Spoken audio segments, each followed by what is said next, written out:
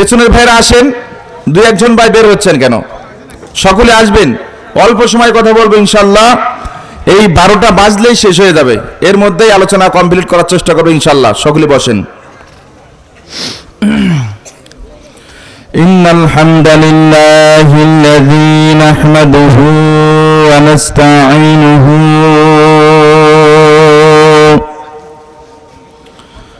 ওয়া নাস্তাগফিরুহু ওয়া নু'মিনু বিহি ওয়া নাতাওয়াক্কালু আলাইহি। ভাই একটু সাউন্ড দিতে হবে, ভাই একটু সাউন্ড বাড়ায় দেন। ونعوذ بالله من شرور أنفسنا ومن سيئات أعمالنا من يهدي الله فلا مضل له ومن يضلل فلا هادي له نشهد أن لا إله إلا الله وأشهد أن محمدا عبده ورسوله الذي أرسله بالحق بشيرا ونذيرا وداعيا إلى الله بإذنه سراجا منيرا. أما بعد فقد قال الله تعالى في كلامه المجيد وفي فرقانه الحميد. সকলে পড়ুন আউযু বিল্লাহি মিনাশ শাইতানির রাজিম। বিসমিল্লাহির রাহমানির রাহিম।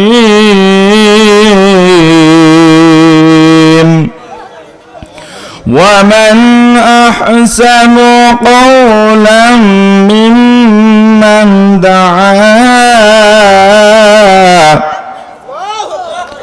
دعا إلى الله وعمل صالحا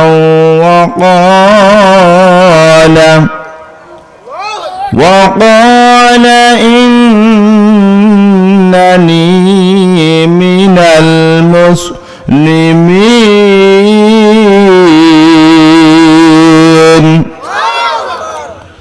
ولا تستوي الحسنة ولا السيئة ادفع بالتي هي أحسن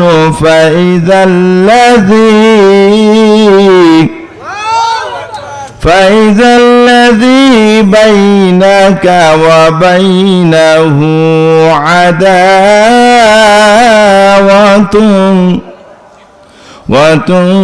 كأنه ولي حميم.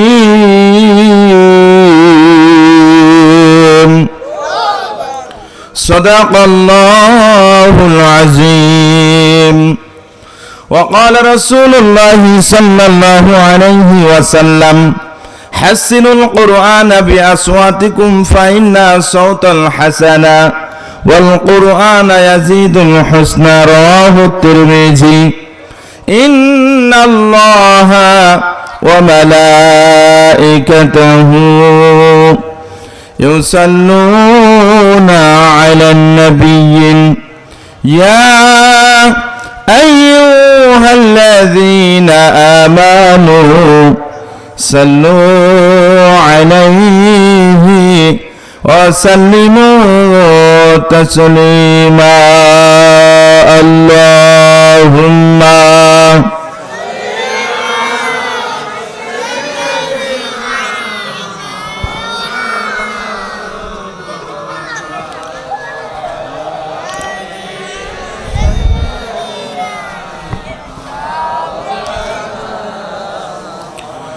নবীর প্রতি মহব্বত সকলের আছে না নাই? কম না বেশি? যদি বেশি থাকে সকলে প্রাণ খুলে মন উজাড় করে দিয়ে জোর কণ্ঠে দরুদ পড়ে আল্লাহুম্মা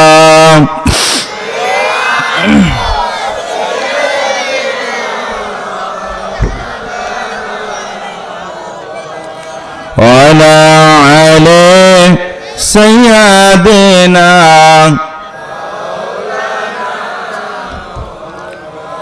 মনটা যদি হইতো প্রবল হাওয়া, হইতো যদি শুভ্র কবুতর,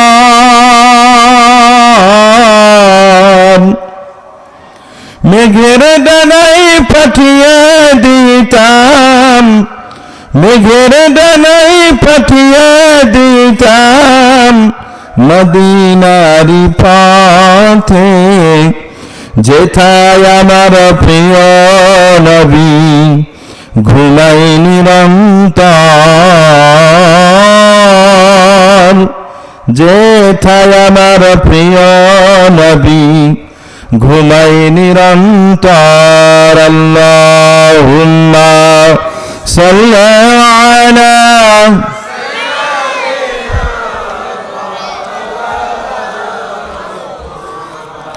ওয়ালা আলা সাইয়্যিদিনা। মেঘময়ূরী পশ্চিমেতে যেও, আমার সালাম নবীর দেশে দিও, যেথায় আমার প্রিয় নবী, যেথায় আমার প্রিয় নবী ঘুমাই নিরন্তর, সেথায় আমার সালাম খানি পৌঁছে দিও। আল্লাহুম্মা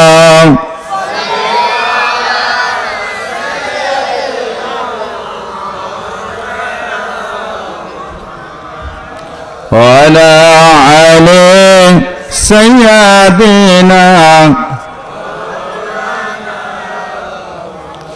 প্রভু তুমি বলেছ রাসূল দেবে না,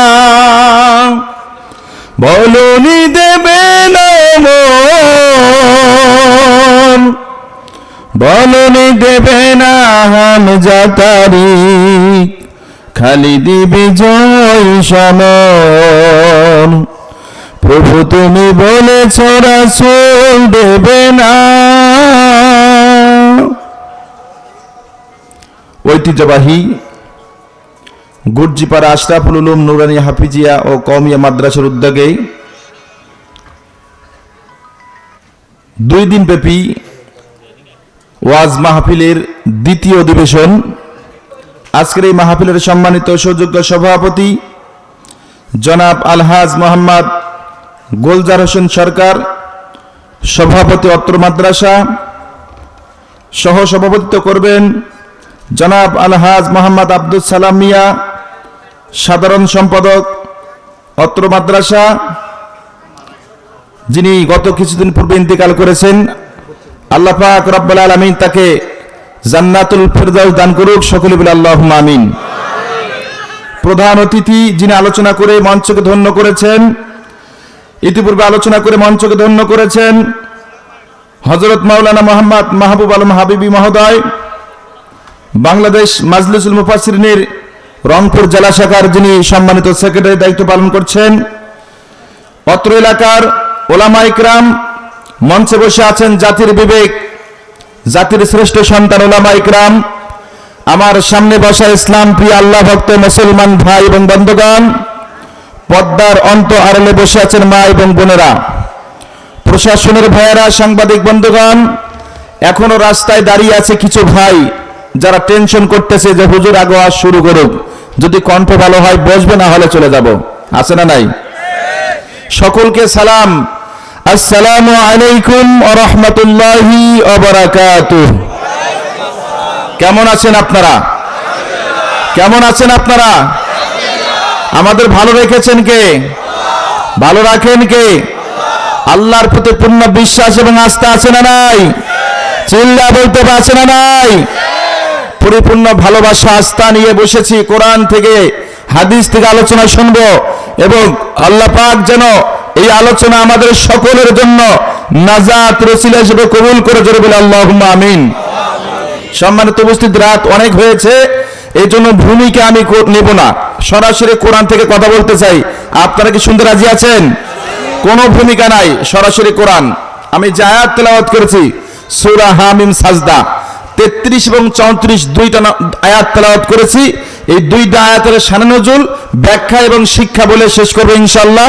আল্লাহ আমাকে কিছু কথা বলা, আপনাদের ধৈর্য সহকারে শোনার তৌফিক দান করুক, সকলে বলে আল্লাহুম্মা আমিন। সম্মানিত উপস্থিতি, আমরা ইতিপূর্বে শুনলাম এই এলাকায় অনেক যুবক আছে নেশার সঙ্গে যুক্ত, মাদকের সঙ্গে যুক্ত, অন্যায়ের সঙ্গে যুক্ত, চাঁদাবাজির সঙ্গে যুক্ত। আমরা কোনো অন্যায় চাঁদাবাজি আমরা এগুলো দেখতে চাই না, কথা বলেন ঠিক কিনা? যুবকরা অন্যায় করে কেন? অন্যায় করে একটাই মাত্র কারণ, সেটা হলো তারা এখনো সঠিক পথ পায় নাই, ইহদিনাস সিরাতাল মুস্তাকিমের পথের দিশা পায় নাই। তাদেরকে আলেম সমাজ দাওয়াত দিতে ব্যর্থ হয়েছে, যার কারণে যুব সমাজ আজকে ভুল পথে হাঁটতেছে, কথা বলেন ঠিক কিনা? এই যুবকদেরকে বুকে টেনে নিতে হবে, তাদেরকে বুঝাইতে হবে, কোরআন সুন্নাহ দিয়ে বলতে হবে আসলে এটা নয়, এটা সঠিক, এই পথে আসো, তবেই কেবলমাত্র সম্ভব, কথা বলেন ঠিক কিনা? ভাইরা আমার, পাকিস্তানের একজন বিখ্যাত শিল্পী ছিলেন। বিখ্যাত শিল্পী একদিন মসজিদের মধ্যে বসে বসে মদ খাচ্ছেন, নেশা করতেছেন। নামাজ রক্ত হয়ে গেল। ইমাম, মুয়াজ্জিন এবং মুসল্লিগণ মসজিদের মধ্যে প্রবেশ করে দেখে নেশা করতেছে একজন বিখ্যাত শিল্পী। লোকজন তারা ধরে বললেন, তুমি এই কাজটা কেন করতেছো? আল্লাহর ঘরের মধ্যে মদ খাচ্ছ, এটা কি ঠিক করেছো? এমন ভাবে ধরা হলো। তিনি তখন ইমাম সাহেবকে ডেকে বললেন, মুয়াজ্জিন সাহেবকে ডেকে বললেন, মুসল্লিদেরকে ডেকে বললেন, ও ইমাম সাহেব, মুয়াজ্জিন সাহেব, মুসল্লি সাহেব, শুনে নেন, আল্লাহর ঘরে মদ খাওয়া যাবে না, অন্য খানা কি খাওয়া জায়েজ আছে নাকি? আপনারা বলেন, খাওয়া কি জায়েজ আছে? মদ কোথাও জায়েজ নাই। এবার বলতেছেন, মসজিদটা আল্লাহর ঘর, আল্লাহর জায়গা কোনটা নয় সেটা আমাকে বলেন, সেখানে গিয়ে মদ খাবো? কোন জায়গাটা আল্লাহর নয়, যে জায়গায় গিয়ে আমি মদ খাবো? তাহলে তোমরা কেন বলো মসজিদে খাওয়া যাবে না, আল্লাহর ঘরে খাওয়া যাবে না? এটা কেন তোমরা বলো? এই টেনশন এবং প্রশ্ন আমাদেরও আছে না নাই? আমরাও বলি, কোন জায়গায় খাওয়া যাবে? মদ হারাম জিনিস, এটা কোন জায়গায় খাওয়া যাবে না, মসজিদেও না, মসজিদের বাহিরেও না, মসজিদ ঘর আল্লাহর। এই গোটা পৃথিবীটাই যিনি তৈরি করেছেন তিনি কে? চিল্লা বলেন কে? আল্লাহর দুনিয়া কোথাও হারাম জিনিস খাওয়ার কোনো সুযোগ। তবে তিনি বললেন, হ্যাঁ খাওয়া যাবে এক জায়গায়। ইমাম সাহেব ব্যাখ্যা দিতে পারলেন না, মুয়াজ্জিন পারলেন না, মুসল্লিরাও পারলেন না। এই নেশাখোর মদখোর শিল্পী বলতেছেন মদ এক জায়গায় খাওয়া যায়, সেটা হলো দুনিয়ার জমিনে নয়, সেটা হলো আল্লাহর জান্নাতের মধ্যে। জোরে সোরে বলে সুবহানাল্লাহ।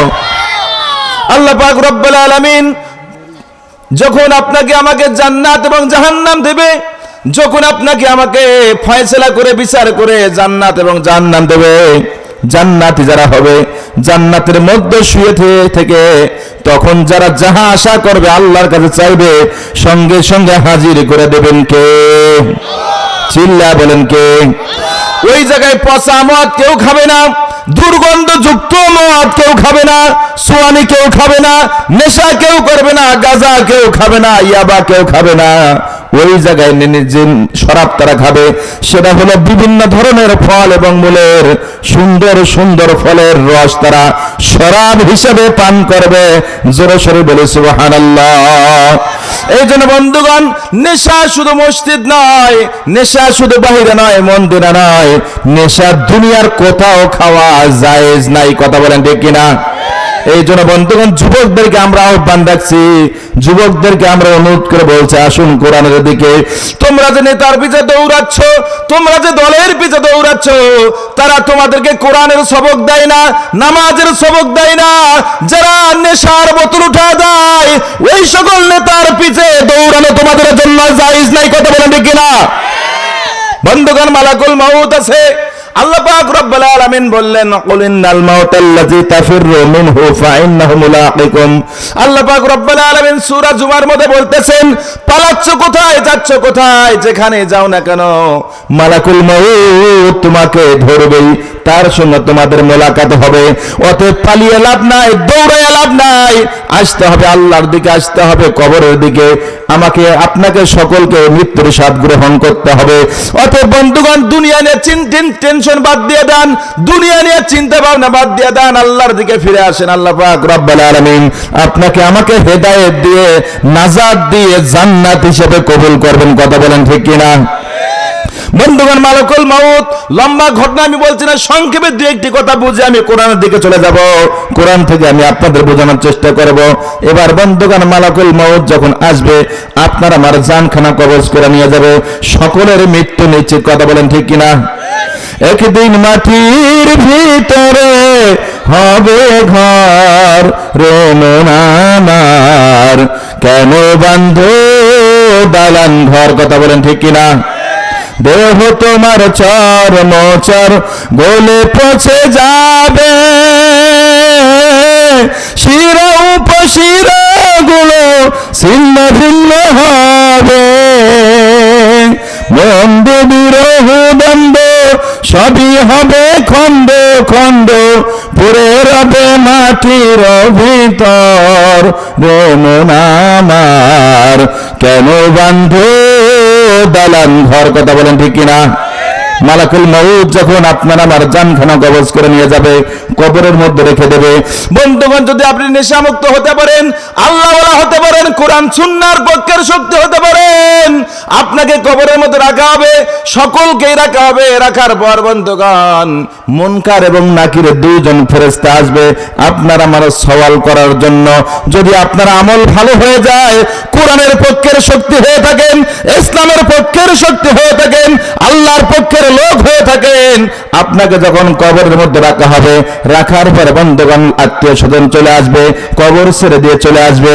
আসার সঙ্গে সঙ্গে দুইজন ফেরেশতা কবরের মধ্যে প্রবেশ করবে। কবরের মধ্যে প্রবেশ করে দেখবে কবরের মধ্যে লাশ নাই, কবরের মধ্যে লাশ নাই, একটা হলুদ রঙের পাখি শুয়ে আছে। জোরে বলে সুবহানাল্লাহ। এবার মুনকার এবং নাকির দুইজন ফেরেশতা বলবে, ও পাখি, এই কবরের মধ্যে অমুক গ্রামের অমুক বান্দাকে একটু আগে যারা শুয়ে গেল, কবরের মধ্যে রেখে গেল, আমরা দুইজন ফেরেশতা তাকে সওয়াল করতে এসেছি, তাকে জিজ্ঞাসা করতে এসেছি, ওই লাশটাকে আমাদের সামনে হাজির করে দাও, আমরা তাকে কিছু জিজ্ঞাসা করে যাই। এবার পাখি বলবে, না না না, সম্ভব নয়, কিয়ামত পর্যন্ত আমরা পাখি ওই লাশ তোমাদের সামনে হস্তান্তর করব না। এবার পাখিরা তখন হস্তান্তর করতে চাবে না। আল্লাহ পাক রব্বুল আলামিনের পক্ষ থেকে দুইজন ফেরেশতা এসেছে সওয়াল করার জন্য। এবার ফেরেশতারা বারবার বলবে, আমাদের লাশ হস্তান্তর করা হোক। এবার পাখিরা বলবে, লাশ সম্ভব নয়, দেওয়া যাবে না। এবার বিরক্ত হয়ে দুইজন ফেরেশতা আল্লাহর কাছে চলে যাবেন। আল্লাহ পাক রব্বুল আলামিনকে ডাক দিয়ে বলবেন, আল্লাহ, কবরের মধ্যে গেলাম সওয়াল করার জন্য, যাওয়ার পর দেখি কবরের মধ্যে লাশ নাই, কবরের মধ্যে লাশ নাই, একটা হলুদ রঙের পাখি শুয়ে আছে। আল্লাহ পাক রব্বুল আলামিন বলবেন, খবরদার খবরদার, ওই পাখির সঙ্গে বেয়াদবি করবে না, কবরের মধ্যে যাও, পাখি যাহা যাহা বলে সেটা আমল করো এবং পাখির কাছ থেকে তার পরিচয়টা নিয়ে নাও। জোরে বলে সুবহানাল্লাহ। আল্লাহর ফেরেশতারা দুইজন চলে আসবে, আবার কবরের মধ্যে এসে বলবো পাখি তোমাদের পরিচয় দিয়ে দাও। এবার বন্ধুগণ পাখিরা বলবে আমাদের পরিচয় জানা কি দরকার? পাখিরা বলবে লাশের পরিচয় দিয়ে দাও। বলবে লাশেরও পরিচয় দেব না, নিজের পরিচয় দেবে না, লাশকে হস্তান্তর করবে না। এবার বন্ধুগণ ফেরেশতারা বড় বিপদে পড়ে গেলেন। কথা বলেন ঠিক কিনা? বিপদ আছে না নাই? এই লাশের পরিচয় পাখির পরিচয় জানার প্রয়োজন আছে না নাই? কারা কারা জানতে চান দু হাত দেখান। লিল্লাহে তাকবীর, লিল্লাহে তাকবীর। সকলে শুনতে চান? সকলে শুনবেন? হাত নামান। তাহলে যাওয়া যাবে না। যাবেন নাকি আমাকে রেখে? আমাকে রেখে যাবেন? তবে আমার মাহফিল থেকে লোক ওঠার ইতিহাস নাই ইনশাআল্লাহ। আলোচনা শুরু থেকে শেষ পর্যন্ত লোক থাকে। তবে রাত অনেক হয়েছে, আমার মনে হয় কিছু মুরব্বির ঝামেলা হতে পারে, ওই যে 1-2 চাপ থাকে। তো আমি মাঝে মধ্যে শিখায় দেই, 1-2 যদি প্রয়োজন হয় বাবজান অনুমতি নিয়ে যাবেন। তো আমি এই জয়পুরহাটে এক মাহফিলে গিয়ে বললাম বাবা যদি প্রসাব হয় 1 নখ তুলবেন, আর যদি বাথরুমে যাওয়া লাগে 2 নখ উঠাবেন। তো এক মুরব্বি 3 নখ তুলে দাঁড়িয়ে আছে। আমি বললাম যে বাবজান 1ও বুঝি 2ও বুঝি 3 তো বুঝি না। মুরব্বি বাবজান বলছে বাবা বুঝবা না, এটা টান দিয়েছি বাবা, এটা টান দেওয়া যায় গেছে। এটা কি কিসের লক্ষণ? বিড়ি খাওয়ার লক্ষণ। কথা বলেন ঠিক কিনা? অনেকে আবার বিড়ির নেশা আছে, বিড়ি খাওয়া যায় গেছে। শোনো বাংলার মুসলমান, তামাক বিড়ি দিয়ে কেন করো সম্মান? কথা বলেন ঠিক কিনা? বলে গেছেন নবী নেশার বস্তু সবই, বলে গেছেন নবী নেশার বস্তু সবই বিলকুল হারাম। শোনো বাংলার মুসলমান, তামাক বিড়ি দিয়ে কেন করো সম্মান? কথা বলে ঠিক কিনা? এই জন্য বিড়ি যারা খায় তাদের সঙ্গে আমাদের কোনো সম্পর্ক।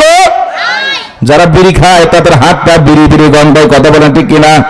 বর্তমানে নির্বাচনের কাজ চলছে, ওই মানুষের সঙ্গে হাত মোলাকাত করা লাগে। তো আমি ওই যে আপনাদের এই পার্শ্ববর্তী ইউনিয়নে এক সময় এসেছিলাম ওই নির্বাচনের কাজে।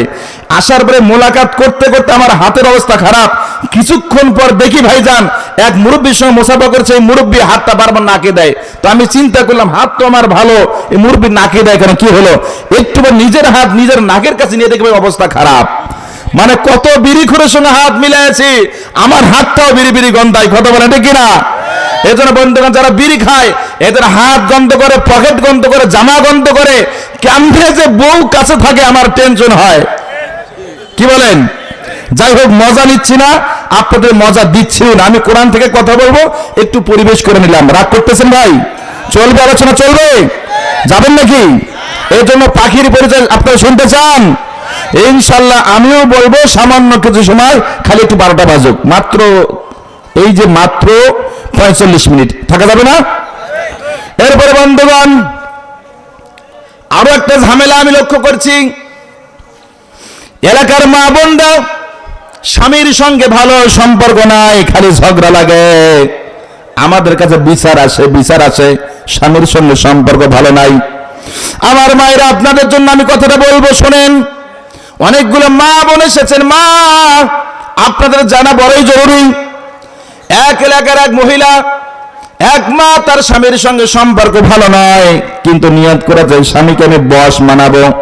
পীরের বাড়িতে যায়, ফকিরের বাড়িতে যায়। ফকির বাবাকে বলে বাবা কত লক্ষ টাকা লাগবে, আপনি আমার তাবিজ বানায় দেন, যাতে করে আমার স্বামী আমার কথায় ওঠে এবং বসে।